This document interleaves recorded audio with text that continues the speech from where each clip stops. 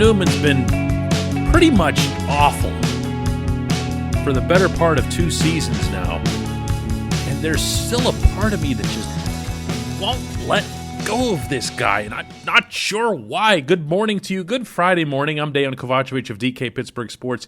This is Daily Shot of Pirates. Comes your way bright and early every weekday morning. If you're into football and or hockey, I also offer up daily shots of Steelers and Penguins right where you found this. Beat the Braves last night in Atlanta 6-4 in 10 innings. Adam Frazier with 4 more hits. My goodness, this guy. He's up to an 877 OPS, batting average at 339, National League hits leader. Brian Reynolds went deep. Jacob Stallings back in the lineup. Always a good thing on a lot of fronts. Went deep, 2-run shot. Not bad. Not bad all around. On the mound, Will Crowe, 4 runs on a couple homers in 5 innings. The bullpen then was what the bullpen has been. Clay Holmes, David Bednar, Chris Stratton, Richard Rodriguez combining for 5 scoreless innings of relief. Rich Rod putting together 2 of them, and not surprisingly, Derek Shelton focused on those guys afterward. Yeah, I would say it's right near the top because we had to go through it. We had to get this. We had to cover the 6th, 7th, 8th, and 9 and 10 with Richie. Holmes might have been the best he's been all year. I mean, the ball was jumping out of his hand. And then we used Bed at the top of their order, really good. Strat was good, and then Richie giving us 2 big innings and had to go through the guts of their lineup. I mean, I know he went through the bottom, but Sandoval's one of the better pinch hitters in the National League, and then to get the top with, starting with a runner at second, it was outstanding. And then there's Newman. He's the guy I want to talk about. He won the game. If you're familiar with Newman's history, and this actually goes back to way before he made it to the majors, he has this knack for coming up with big game-winning hits and everything. And one of the reasons that I roll my eyes at that sort of thing anytime somebody brings it up is that clutch gets dramatically overvalued by everyone. Still, there's something to be said for delivering, and Newman did that. The Pirates had runners at the corners, nobody out in the 10th, and Newman got his first hit of the game. That made it 5-4. Pirates would tack on another one on a Gregory Polanco sac fly, and that was that. And I come back to Newman because he bugs me. His batting average is now at 219. His OPS is at 518. I've got nothing good to say about his production. I mean, I suppose I could look at the fact that over the last, handful of games, he's at least been around, the 260 mark. But it's not anything that where you would say, hey, he's really there, he's really feeling it. On this road trip, if you want to get a little bit encouraging here, he's 5 for 14 with 1 double. And that's the part that keeps biting here. Even when he was hitting like 633, I think was what he ended up hitting in spring training, 633 with barely any firm contact. And I'm not sure I understand that, because when I watch Kevin Newman hit, and I was also there in 2019, as were you, watching him hit stroke for stroke for stroke right alongside Reynolds. There was no daylight between the two. If it was anything, it was that Reynolds was younger and started hitting earlier in the season, so we started paying more attention to Reynolds then. But they were both rookies, and they were both hitting the ball at the same rate, it pretty much all the same regards, including, I should add, for some pop. It wasn't punch and Judying back in 2019. He was hitting the ball. Nice little compact stroke there to all fields. What's happened to him, I don't know. I'm just not ready to let go of watching a full season of him doing that. And I'm not ready to discard him for what? For what? For Eric Gonzalez, who's going to turn 30 years old? For Cole Tucker, who still isn't hitting in the minors, even after that special month down in Bradenton? Why can't Newman be that guy? Why can't he come around? He's 27. He's not old. The Pirates retain his rights for another 3 years and change. Why would you let that go? Why would you give up on that after what he showed in 2019? Why wouldn't the onus for that be on Rick Eckstein and the Pirates hitting instructors?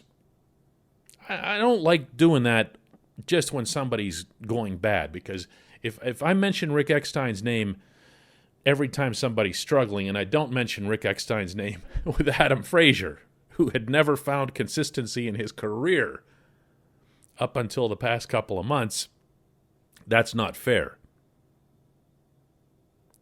But we've already seen individual players get better this season, and there's that phrase again, the one that Ben Cherington and Shelton use all the time. I'm okay with seeing Newman get better.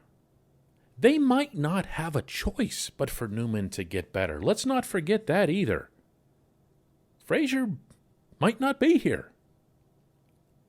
There are teams that need a second baseman as I'm speaking.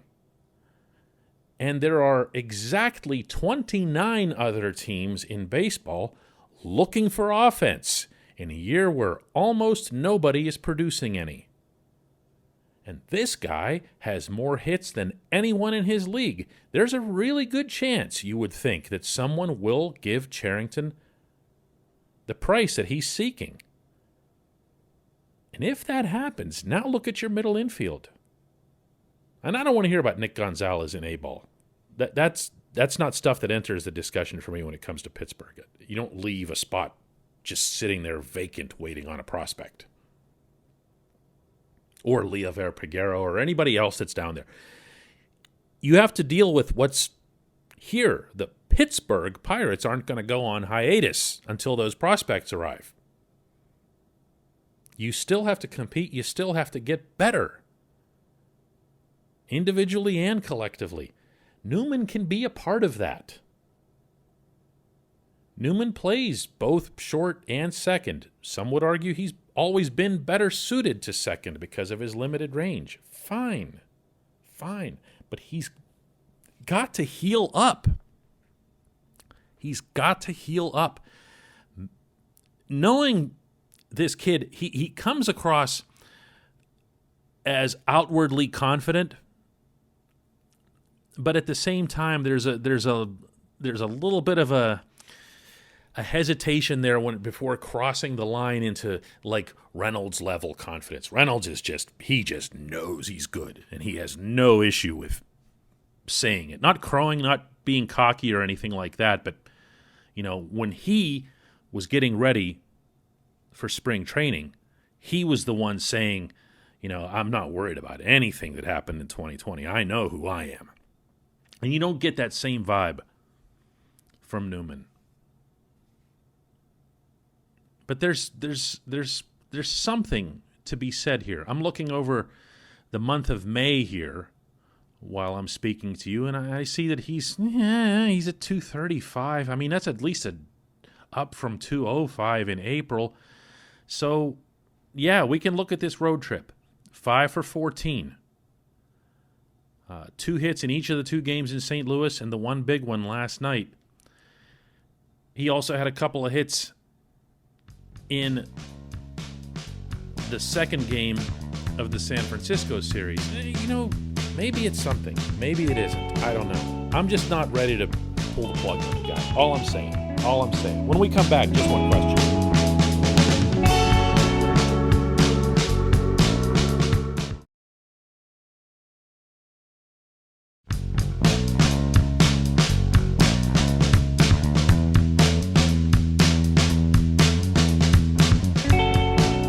Welcome back. It's time for just one question, and that comes today from Frank, who asks, if a player is traded, does the team have to disclose whether or not the player is vaccinated?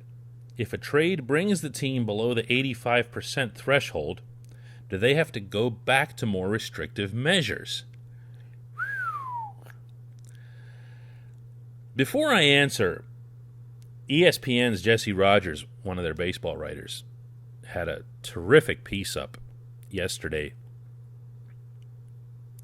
about the problem right now with the Cubs, where the Cubs can't get over the 85% threshold that you have to achieve in order to operate with a lot less restrictions in terms of when and where you wear masks, getting together, eating in restaurants, and stuff like that. And the Cubs just can't get over it. There are some players who have just flat out refused to do it. And of course, nobody's in a position to name them, although there's lots and lots of suspicion attached to both Jake Arrieta and Jason Hayward. And not that these are criminal activities on their part. This is well within their right. I'm not saying their names as if I'm, calling them out or something. The rules say that they're free to do what it is that they want to do regarding these vaccines. But Hoyer did not appreciate this and went public with basically blasting whichever players or other team members, and it's the whole traveling party is the term that's used. It's not just players. It's players, coaches, equipment managers, and anybody else who's considered to be inside that bubble. And said that he's embarrassed by this. He's upset that not everybody can enjoy the same rights that everybody else has, and also the fact that anybody who doesn't get vaccinated is putting people around them at risk. And the Cubs just recently went through a spate where several coaches, and remember that coaches are older, and thus more prone to getting seriously ill or worse. And those people are imperiled by this as well. So what would that mean? I got to tell you, as I'm reading this, I'm saying to myself, trade them. Trade them. And you can't tell anybody anything, Frank, to answer your question. You don't have to disclose anything. There's, I guess, I probably shouldn't say it that coldly, because if a player is injured, you do have to disclose that. But this isn't an injury. This is a choice. This is a choice of whether or not you've been vaccinated. I don't know, man. I don't know. But what an eye-opening thing it was. I really had a reaction to this when I read it. Because there are going to be workplaces. One of them happens to be my universal workplace, meaning press boxes. I'm doing this show from Uniondale, New York, where the Penguins are playing the Islanders in the Stanley Cup playoffs. And I had to show a vaccination card last night to enter Nassau Coliseum, or I wasn't going to be allowed in. And you're going to see that happen with sporting events, concerts, festivals, lots of things. Now, with baseball and the union, it's always going to be a little bit more complicated because things have to be collectively bargained, and you'll have just enough players make just enough noise about it that it won't get done. But I'd trade them. If you're not allowed to divulge it, then the other team's not allowed to ask. Trade them. Oh, you know what else you can do? Release them. You can say, hey, you're putting our team in jeopardy of their health and thus at a competitive disadvantage. Because if I lose players to being on the COVID list, it's hurting my chances of winning games as the Chicago Cubs. So, see ya. And you don't even have to say it. You just cut them.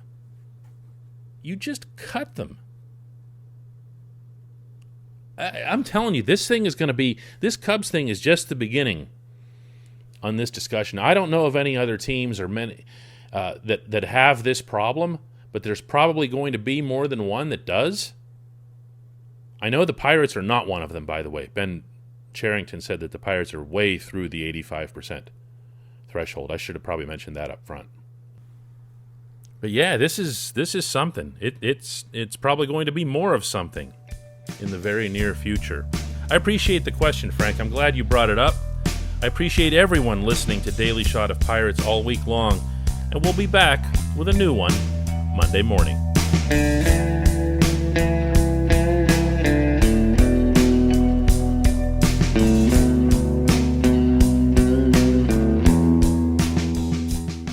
At Point Park University, in the heart of downtown Pittsburgh, they understand there's no substitute for real-world experience and career-building connections. Their innovative curriculum engages students with distinctive experiential learning opportunities. Point Park's pioneering co-op program empowers qualified students to work in full-time, paid positions with their corporate partners while earning college credits. Visit pointpark.edu/works to learn more. Career ready. That's the point. Point Park University.